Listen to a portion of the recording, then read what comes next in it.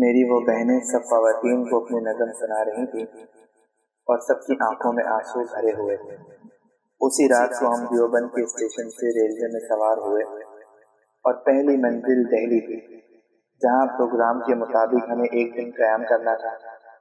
Delhi secretariat में एक अफसर हज़रत वालिद साहब रहमतुल्लाह अलैह के इस्तकबाल के लिए दिल्ली स्टेशन आए हुए थे और उन्हीं के घर पर क़याम होना था। वो एक सियाह रंग की आस्टिन कार लेकर आए थे। जहाँ तक याद है, मेरे लिए किसी कार को देखने और उसमें सवार होने का ये पहला मौका था और मुझे इस एजाज़ की खुशी अब तक इस तरह याद है कि कार में फैली हुई खुशबू अब तक मेरी याद में बसी हुई है।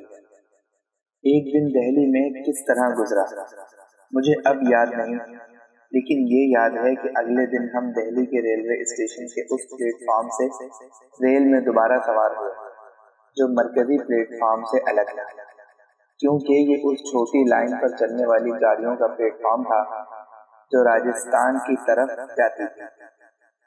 हमारे बड़े भाईजान के बारे में अगरचे ये तय हुआ था कि वो अभी पाकिस्तान नहीं जाएंगे, लेकिन वो हमें पहुंचाने के लिए दिल्ली तक साथ आए थे और मुझे वो मंजर याद है कि वो प्लेटफॉर्म पर अकेले खड़े थे और हमारी रेल धीरे धीरे प्लेटफॉर्म छोड़ रही थी।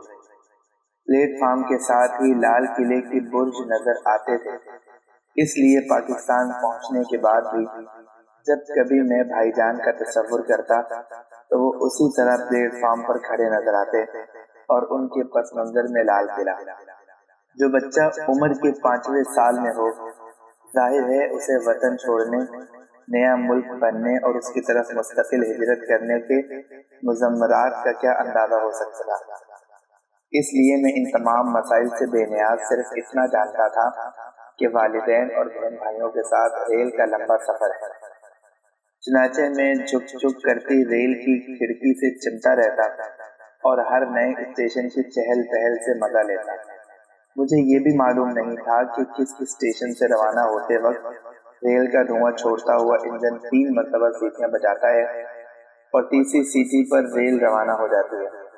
चुनाचे मेरे 2 बड़े भाई जब सीटी की आवाज सुनते या गार्ड की सब झंडी देख लेते तो मुझसे कहते, रेल को चलवा दे।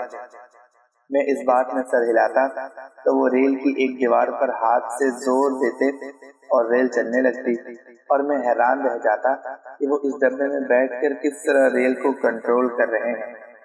उसी सफर की ये बात भी मुझे याद है कि मैं खिड़की के पास बैठा एक रोटी हाथ में लिए रेल के स्टेशन छोड़ने का मंजर देख रहा था कि इतने में एक चील आई और मेरे हाथ से रोटी छीन कर ले गई। दिल्ली से हम राजस्थान के शहर जोधपुर पहुंचे और एक रात वहां गुजारी। वहां की सिर्फ इतनी बात मुझे याद है कि जिस घर में हमारा क़याम हुआ वो रेलवे लाइन के बिल्कुल साथ था और उसके सामने से एक बदबूदार माल गाड़ी गुजरती नजर आई थी जो गालिबन कूड़े करकट और गलाजत को कहीं दूर फेंकने के लिए इस्तेमाल होती थी। वहां से रवाना हुए तो एक स्टेशन बाढ़ मेल का था, जहां हमारी 2 बहनों का एक बक्स जिसमें उनके कपड़े थे किसी तरह गुम हो गया था, जिसकी तलाश में काफी परेशानी हुई। उसके बाद वो स्टेशन आया जिसके बाद पाकिस्तान शुरू होना था। यहाँ कस्टम होना था और हिंदुस्तान के कस्टम ऑफिसर महाजिरीन के सामान की बड़ी सख्त चेकिंग कर रहे थे और खास तौर पर बगैर सिले कपड़ों को ले जाने नहीं दे रहे थे। शायद मकसद ये था कि इन्होंने पाकिस्तान की मुखालिफत में भूखा नंगा पाकिस्तान का जो नारा लगाया उसको हकीकत बनाकर महाजिरीन को दिखा सके कि जो मुल्क तुमने मांगा था वहां तुम्हें पहनने के कपड़े तक मुयस्सर नहीं आएंगे। हमारे सामान में एक सिलाई की मशीन भी थी, वो भी इंडियन कस्टम ने जब्त कर ली और कस्टम की इंतहाई तकलीफदेह कार्रवाई के बाद रेल रवाना हुई और कुछ ही देर के बाद पाकिस्तान की सरहद में दाखिल हो गई। हमारी अगली मंजिल हैदराबाद सिंध थी और वहां भी हमने एक रात गुजारी। वहां उस वक्त की सिर्फ इतनी बात मुझे याद है कि वहां तकरीबन तमाम मकानों की छतों पर तिरछे बने हुए हवादार नजर आते थे, जो हम यूपी के रहने वालों के लिए एक अजूबा था। हैदराबाद में क़याम के बाद हम आखिरकार 6 मई 1948 को कराची के सिटी रेलवे स्टेशन पर पहुंचे।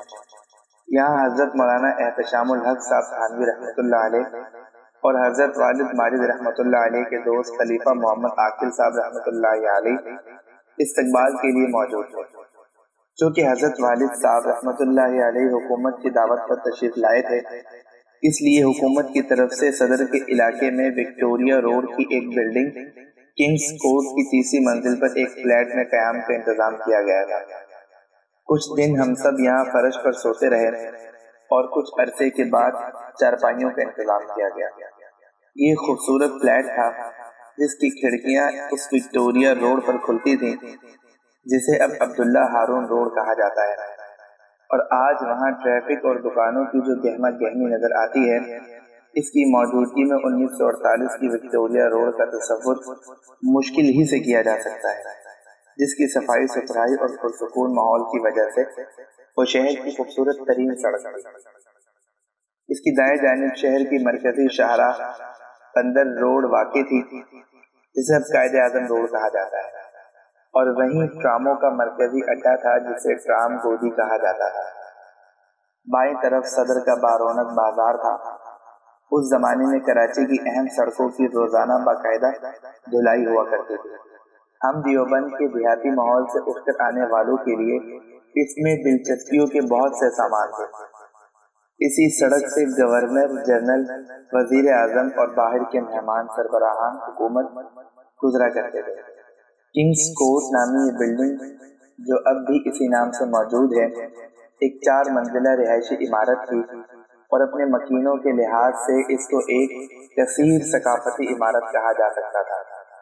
हम तीसरी मंजिल पर मुकीम थे। हमसे ऊपर चौथी मंजिल पर सिंध के एक मारूफ सनतकार जनाब मोहम्मद लाइक लाखू साहब मरहूम रहा करते थे, जो एक वज़ादार सिंधी सकाफत के नुमाइंदे थे। लाखू सिंध की एक मुअज़्ज़िज़ बरादरी का नाम है, लेकिन उस वक्त इन्हें आस पास के लोग लाखा साहब कहा करते थे, और मेरे बचपन के जहन ने इसका मतलब ये समझा था कि ये लखपति आदमी है, इसलिए इन्हें लाखा कहा जाता है। उनके साथ हमारा बिल्कुल खानदानी जैसा ताल्लुक हो गया था। लाखू साहब की एहलिया हम सब भाइयों से बहुत मोहब्बत करती और हमारे साथ बड़ी बहन जैसा सलूक करते। उनके बेटे गुलाम बशीर साहब मरहूम हमारे भाई जैसे थे। मेरी उम्र तकरीबन 5 साल की थी और मैं इनके घर बेतकल्लुफ चला जाया करता था। लाखू साहब की एहलिया सिंध की रिवायती तरीके से सीधे तवे पर घी वाली रोटी पकाया करती थी, जो मुझे बहुत पसंद थी और वो बड़ी मोहब्बत से खिलाया करती थी। इनके घर में सिंध की रिवायती झूले वाली मसहरी भी थी, जिस पर हम बच्चे झूले के मजे लिया करते थे। घर के ऊपर खुली हुई छत थी, जो असर के बाद हमारे खेल का मैदान हुआ करती थी। गुलाम बशीर साहब भी उस वक्त समसन थे और हमारे घर में बेटों की तरह बेतकल्लुफ आते थे। लाखू साहब के घर की खवातीन से हमारे घर की खवातीन का गहरा राब्ता था। गर्ज जितने दिन हम वहाँ रहे, उनके साथ दुख सुख में इस तरह शरीक रहते कि एक ही घराने का गुमान होता था। बाद में हम वहाँ से चले गए, तब भी राब्ता कायम रहा। लाखू साहब और उनके बेटे गुलाम शब्बीर साहब मरहूम अब वफात पा चुके हैं, लेकिन गुलाम बशीर साहब के बेटे गुलाम हादी साहब आजकल स्टेट एजेंसी का काम करते हैं और इनसे अब भी राब्ता रहता है।